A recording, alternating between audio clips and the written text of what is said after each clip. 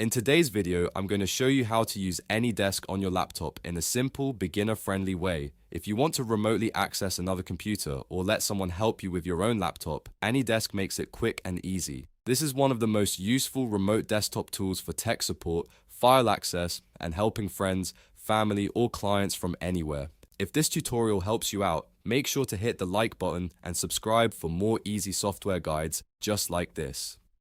Alright, let's jump in. First, open AnyDesk on your laptop. Once the app loads, look for the section that says This Desk. Right under that, you will see a 9-digit number displayed on your screen. This number is your unique AnyDesk address. Think of it like your personal remote ID. If someone else needs to connect to your laptop, you simply give them that number so they can find your device.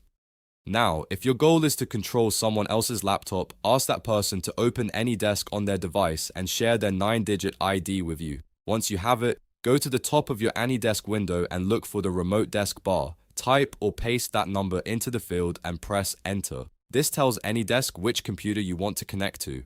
After that, a permission prompt will appear on the other person's laptop. They will need to click accept in order to allow the connection. This is an important security step because it makes sure nobody can access a device without permission. As soon as they accept, their screen will appear on your laptop and you'll be able to control their mouse and keyboard as if you were sitting right in front of their computer. From there, you can help them troubleshoot problems, open files, install software, or complete whatever task is needed. If you are the one receiving help, just remember to only accept connections from people you trust.